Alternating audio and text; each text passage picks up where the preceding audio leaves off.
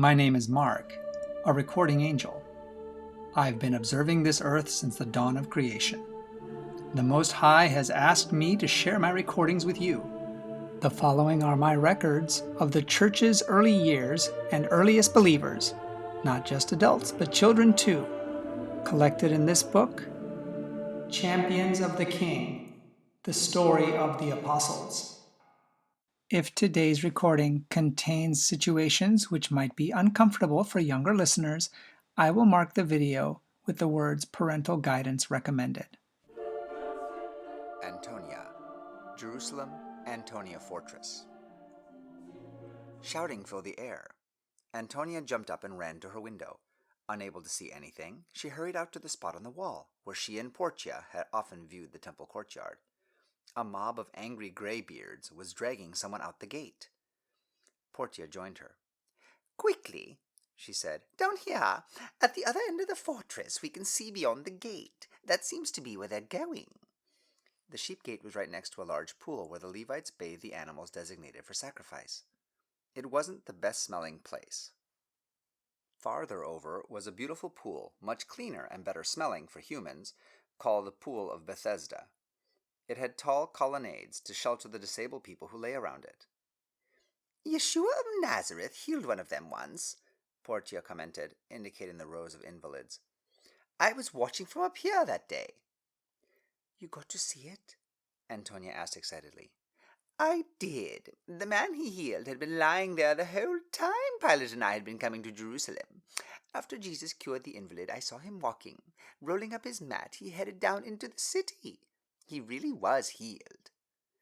"Just like Petronius," Antonia said. She studied the commotion below. "Who do they have there?"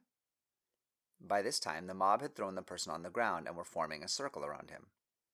"I recognize him," Antonia exclaimed. "He's one of the ones chosen last week." "He's been passing out food to the widows." Pilate's voice behind them made them jump. "Apparently, he's tried his hand at preaching too, and it's gotten him into a lot of trouble." "We haven't seen him preaching," Portia said, turning to her husband and slipping her hand into his. "Well, my sources say that he didn't until they trumped up some false charges and pulled him in front of the Sanhedrin. Someone wants to get rid of him." "Well, if they were false, then wasn't he able to prove his innocence?" Pilate seemed irritable. "You know how these Jews are." "So what are they going to do?" Antonia questioned. But she really hadn't needed to ask. It was becoming obvious. The mob began picking up stones. The young man backed away from it. The crowd parted a little until he was against the city wall. Then they started hurling the rocks. "They're stoning him," Antonia said numbly. "Why are they killing him?" "Apparently for blasphemy," Pilate said. "Oh, do something," Portia demanded. "It's illegal for them to execute anybody without your permission. Do something." Pilate turned his back to the grisly scene. "I see nothing." "That's not true. Have they got you so intimidated that you refuse to use your own authority?" his wife screamed. "Are you so afraid of those priests that you can't even be the governor?" Pilate turned in anger and grabbed her roughly by the arm. "If you are anyone else in this entire empire, I would have you executed for that." Tears welled up in Portia's eyes. She touched his cheek. "Oh, my Carus," she said, "what have they done to you?" "Don't curse me," he snapped. Portia burst into tears, and Pilate put both arms around her. The soldier standing near them on the wall kept his eyes firmly fixed on the ground, but uncomfortably shifted his weight from one foot to the other. In horror, Antonia watched the execution continue. The young man crumpled to his knees now, and shouted, his words echoing off the city wall. "I can see the heavens opening. I can see Yeshua on the right hand of God." Antonia put her hands up to her temples. Her head was throbbing. "Yeshua," she said, "I want the heavens to open. I want to see you too." Suddenly all the noise around her became far away. It was as if she was seeing things through a long, dark tunnel before the darkness swallowed her up, and she fell to the pavement with a heavy thud.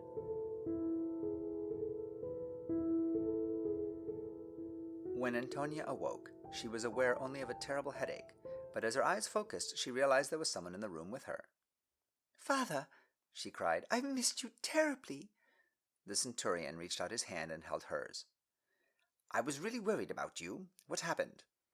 His daughter rubbed her head. I'm not sure." "Ah, the governor had his private physicians examine you."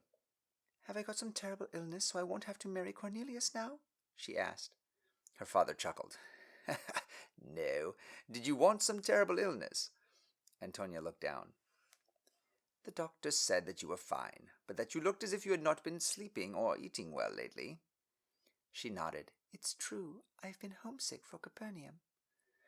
"The governor's wife has already told me this, but there's not much I can do about that. I've been asked to take over the garrison here and be in charge of the men who guard the fortress. Not only is it a great honor, it's not a promotion that I'm allowed to refuse." "I know," she said, staring at the floor. "Look," he said, "this weekend you're going to be married. You'll have a whole new life, as long as you're not able to come up with a terrible illness before then." He smiled. "You know," he said, "most young girls are afraid right before they get married. Your mother was terrified when we were married." "Really?" "Yes, it was also an arranged marriage. She didn't know what I would be like." "But you're different, Father," she protested. "Yes," he said, "I am. But there are other men who are different too. Portia assures me that the man you are marrying is a good person. He's kind and gentle. Who knows? You may be as happy with him as your mother was with me." She smiled. "Don't be silly, Father. There's no one in this world as good as you are." He laughed. "That's what all fathers like to hear from their little girls. But it's not true. There are good men out there, and I believe you'll be happy with Cornelius. But right now I want you to think about eating and building up your strength. This isn't something that either of us can change, so we need to get on with it, with grace, and whatever it takes for you to do that, I suggest you start now." Antonia sat up. Her father leaned over and gave her a hug. "Pilate has given me some time off to spend with you," he said. "Why don't you have your servants help you get dressed, and if you're feeling well enough, I'll take you to the bazaar and let you choose some new things to take with you." "Shopping?" Antonia said, brightening up. "Yes, we're going shopping." "I won't be long," she said with new energy. "I didn't think so. I'll be waiting for you out by the portico."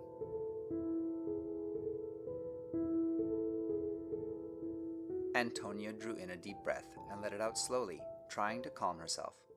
It was over. Cornelius, accompanied by his men of the elite Italian band, had come from Caesarea for the wedding. Pilate and Portia had thrown them a wonderful wedding feast, befitting a daughter of theirs instead of a house guest that wouldn't go away.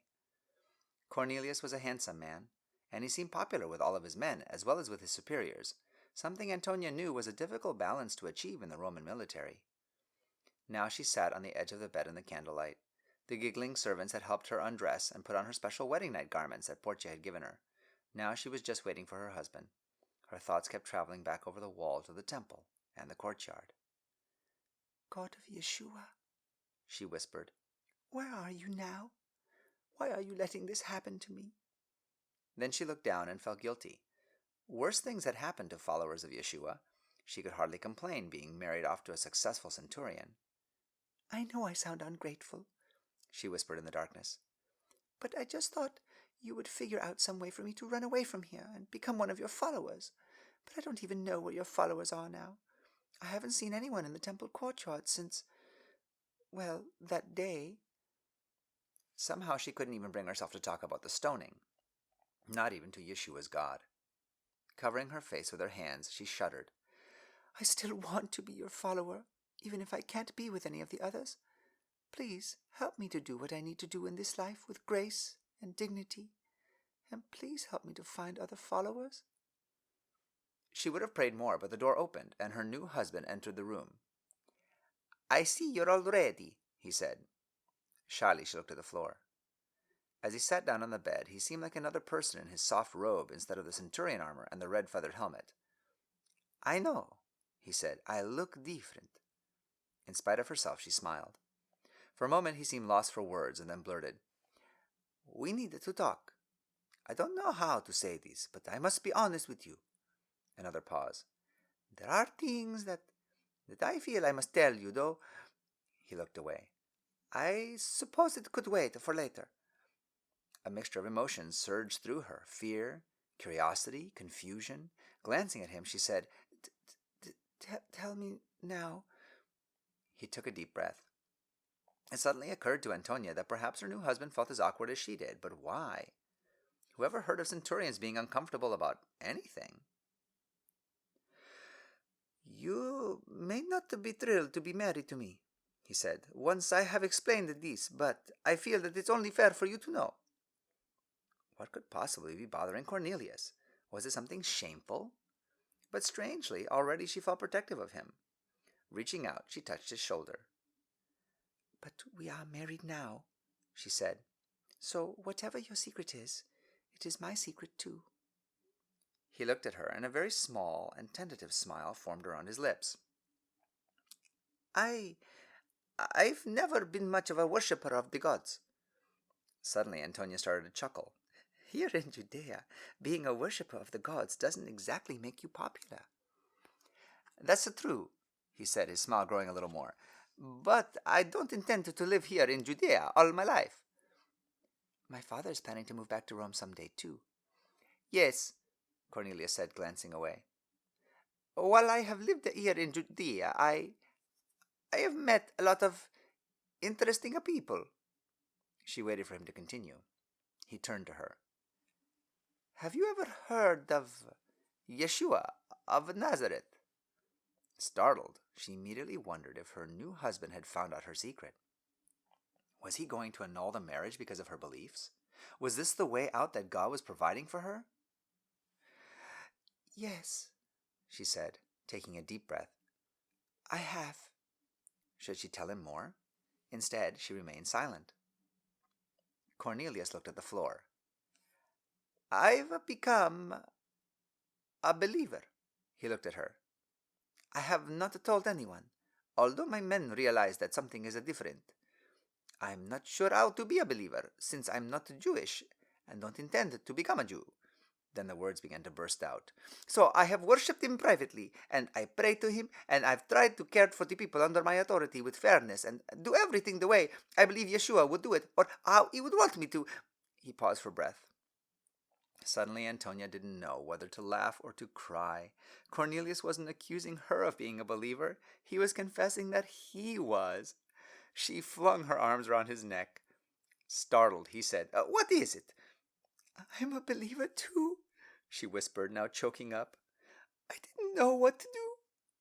I've been watching them from the wall here, and I knew I could never be one. They wouldn't let me in there, but I've been praying to the God of Yeshua. I've even been praying to Yeshua because I think that he's in heaven too, according to what I've heard. I was praying that something would happen so that I wouldn't have to get married because I thought you would worship the Roman gods. And here, God answered my prayer by marrying me to the only other Roman believer I've ever met, besides Portia. She caught her breath. Oh, Cornelius, you can't tell anybody about Portia. Pilate knows, but I understand. I would never tell a secret that would compromise the safety of the wife of my governor. Antonia looked into his eyes. I don't believe you would, she said finally. Oh, Cornelius, God has given me a husband who's also a believer, and probably the only other man in the world I can trust besides my father. He laughed as he brushed his fingers through her hair. That's a pretty high praise. I mean, fathers are our competition. But I think you'll be fine, she said with a blush. I certainly hope so. Laughing, they snuggled in each other's arms. I laughed too, although thankfully they couldn't hear me, since having a third person in the room would have startled the newlyweds. But it filled me with joy to see how the Mighty One had done it again. Apart from being the Creator and the most powerful and intelligent being in the universe, He is also its greatest romantic. And it is a pleasure every day just serving Him. This broadcast has come from the book Champions of the King by Sally Pierson Dillon, with permission from the Review and Herald Publishing Association. This book and the rest of the series, War of the Ages, can be purchased by going to www.adventistbookcenter.com or by calling 1-800-765-6955. I'm your narrator, Austin Backus, and this audio project is a gift to you from my free Christian book ministry, RXF 1888. Please visit our website, www.rxf1888.com, to request free Christian books for both kids and adults. And join us here again for more stories from Mark the Recording Angel.